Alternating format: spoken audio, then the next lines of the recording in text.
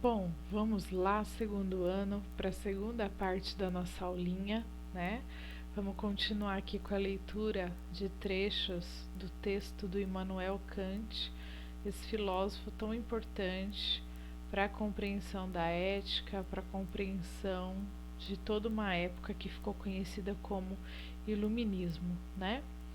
Então, eu estava mostrando para vocês que os homens se acostumam a obedecer, né? O Kant vai dizer que esse costume ele fica tão forte, né? Que ele acaba meio que virando uma espécie de comodismo, né? Então, nós nos acomodamos tanto a obedecer, a sermos tutelados, a sermos guiados por outros indivíduos, né, por outras pessoas, que acaba se tornando difícil pensar por si mesmo e buscar o conhecimento por si mesmo, né? É interessante notar que o Kant vai dizer que em algumas funções, né, por exemplo, um militar na sua função ali específica, né, ele não pode colocar muitas vezes as suas reflexões, né?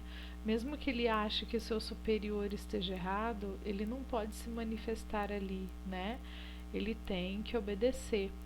Mas ser livre, né, significa poder fazer uso dessa razão, se não ali em âmbito específico, mas fora dali, né, que ele possa expressar a sua opinião e demonstrar, portanto, a forma que pensa, né? Continuando aqui, ó.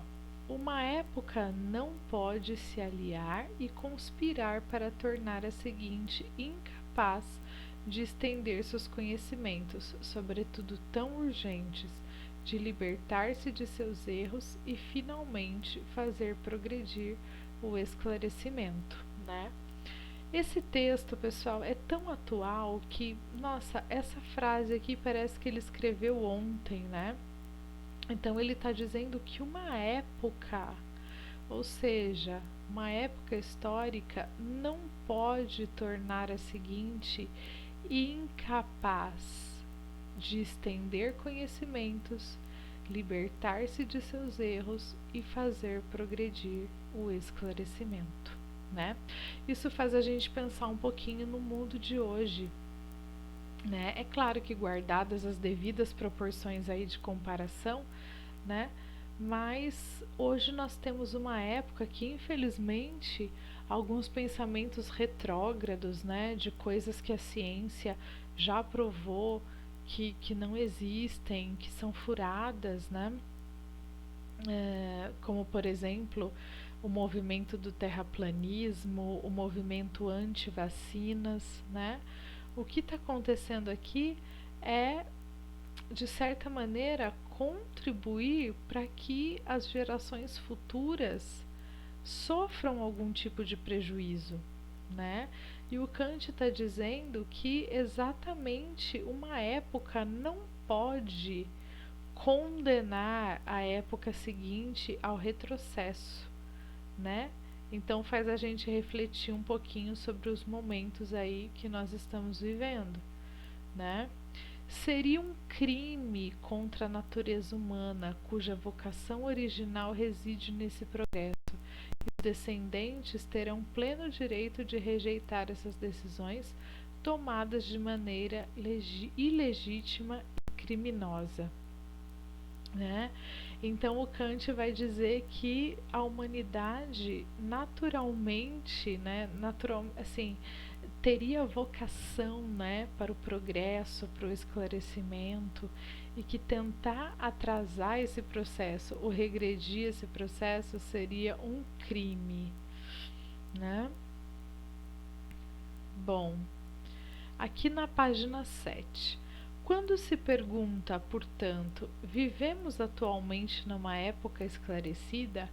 Olha só, ele está fazendo essa pergunta lá no século XVIII, mas parece que está fazendo hoje, né, pessoal?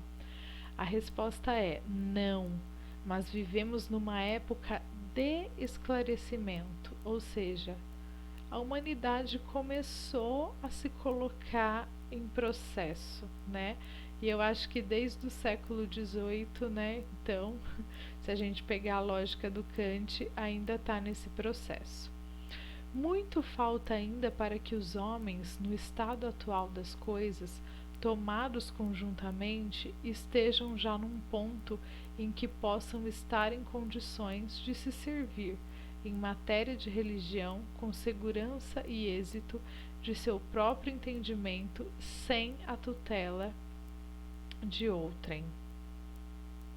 Mas que, desde já, o campo lhes esteja aberto para mover-se livremente, e que os obstáculos à generalização do esclarecimento e à saída da minoridade que lhes é autoimputável sejam cada vez menos numerosos.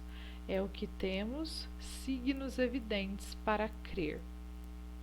Olha isso que fantástico, gente.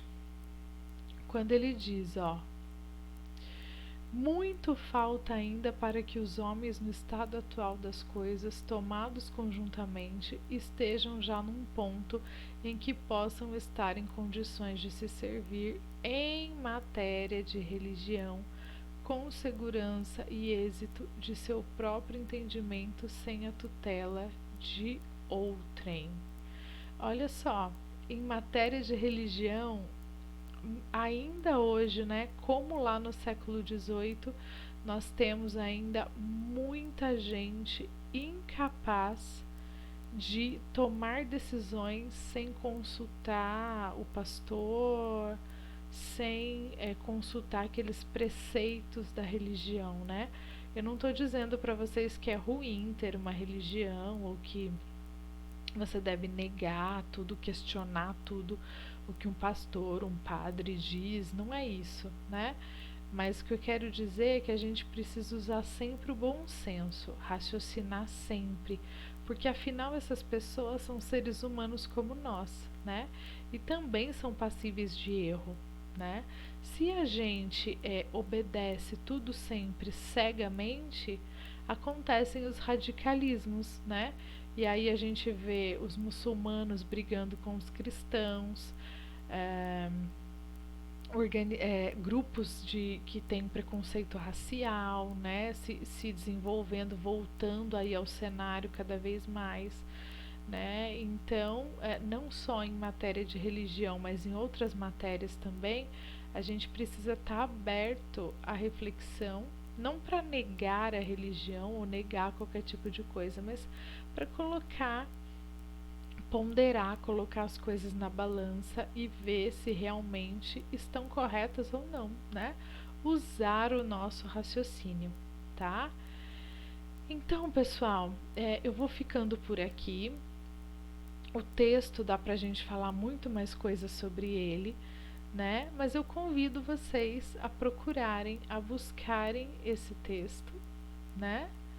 Como eu falei, dá para fazer download facilmente. Coloquem aí o título do texto na barra do Google e o nome do autor, né? Que vocês vão poder fazer a leitura. Ou melhor, eu vou colocar o link do texto para vocês lá como material no Classroom, tá bom? Aí vocês podem ler o texto inteiro e se tiverem alguma dúvida, a gente tenta esclarecer, tá bom? Muito obrigada. Fiquem com Deus e até a próxima.